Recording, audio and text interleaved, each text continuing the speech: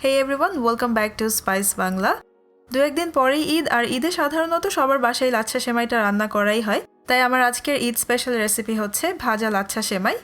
Regular lachha সেমাই থেকে একটু ভিন্ন ধরনের এই সেমাইটা খেতে অসাধারণ। তাই আমি আশা করছি আমার আজকের রেসিপিটা আপনাদের কাছে ভালো লাগবে। সেমাই রান্নার জন্য এখন চুলায় প্রথমে আমি একটা হাঁড়ি বসিয়ে নিয়েছি মিডিয়াম আঁচে। এর মধ্যে এখন আমি 2 টেবিল চামচ ঘি নিয়ে নিব। এরপর এর মধ্যে আমি নিয়ে নিব বাদাম কুচি। আমি এখানে কিছু পেস্তা বাদাম আর কাঠবাদাম এরকম ভাবে কুচি করে নিয়েছি। দুটো মিলে এখানে প্রায় হাফ কাপের মতো আছে। এখন এটা এখানে নিয়ে নিলাম। আর আমি নিয়ে নিব কিছু কিশমিশ, এখানে প্রায় 2 টেবিল চামচের মতো কিশমিশ নিয়েছি। এখন এগুলোকে প্রায় 1.5 থেকে 2 মিনিটের জন্য আমি ঘিয়ের মধ্যে একটু ভেজে নিব।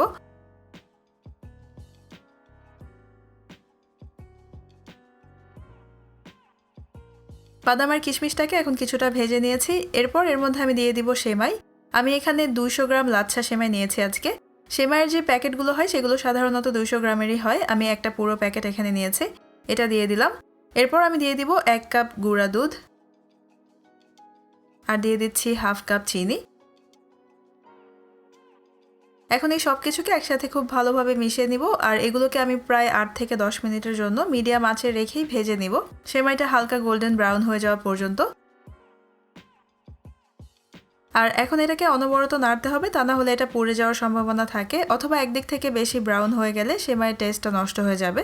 আর প্রয়োজন হলে আপনাদের সুবিধার জন্য আপনারা চুলার আঁচটাকে মিডিয়াম থেকেও কিছুটা কমিয়ে তারপর সেমাইটা ভেজে নিতে পারবেন, তবে সেক্ষেত্রে সময় কিছুটা বেশি লাগবে।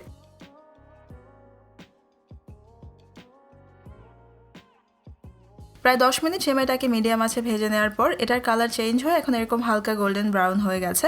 এটা এখন ভাজা হয়ে গেছে, আমি চুলা থেকে নামিয়ে নিচ্ছি।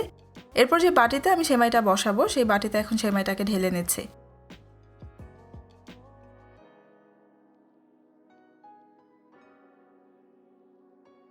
স্প্যাচুলা দিয়ে এটাকে একটু সমান করে ছড়িয়ে দিচ্ছি।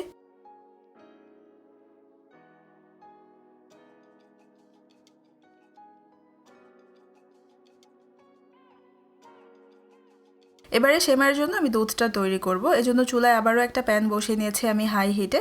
এর মধ্যে আমি 5 কাপ দুধ দিয়ে দিলাম, অর্থাৎ 1 লিটার আরও 1 কাপ দুধ আমি এখানে দিয়েছি।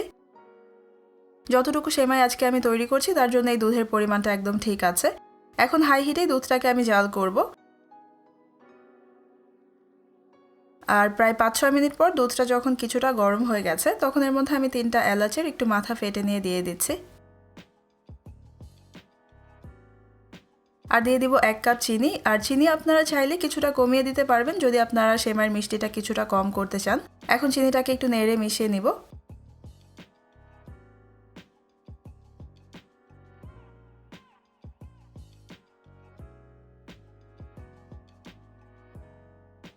দুধে এখন বলক চলে এসেছে আর বলক আসার পর থেকে এটাকে প্রায় 7 থেকে 8 মিনিটের মতো জাল করে নিলেই চলবে। এই দুধটাকে আমরা খুব বেশি ঘন করব না।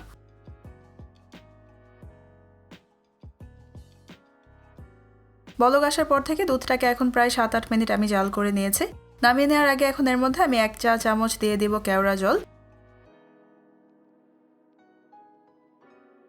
আর 1 টেবিল চামচ দিব ঘি। তবে ঘি এবং কেওড়া জল দুটোই আপনারা চাইলে বাদ দিয়েও করতে পারবেন। এই দুটোই আমি দিয়েছি স্বাদ এবং ফ্লেভারটাকে কিছুটা বাড়ানোর জন্য।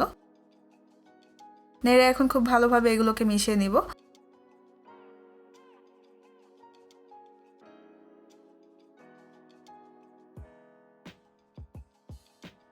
চুলা বন্ধ করে দিয়ে এখন এটাকে আমি এভাবেই 3 থেকে 4 মিনিটের জন্য রেখে দিব, দুধের যে অতিরিক্ত গরমটা আছে সেটা কিছুটা কমে যাওয়ার জন্য। এরপর এই গরম দুধটাকে এখন আমি সেমাইয়ের উপর ঢেলে দিচ্ছি।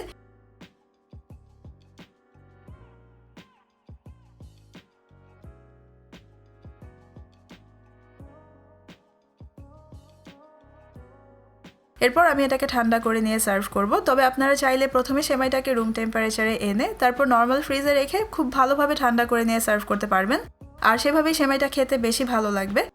আর শুরুতেই বলেছিলাম যে এই সেমাইটা কিন্তু রেগুলার লাচ্ছা সেমাই থেকে অনেকটাই ভিন্ন স্বাদের এবং খুব বেশি মজার। তাই আমি আশা করছি রেসিপিটা আপনারা বাসায় ট্রাই করবেন, আর বাসায় বানালে আমাকে জানাবেন আপনাদের কাছে কেমন লাগলো। আমার আজকের ভিডিও দেখার জন্য আপনাদের সবাইকে অনেক ধন্যবাদ। সবাই অনেক ভালো থাকবেন। আল্লাহ হাফেজ।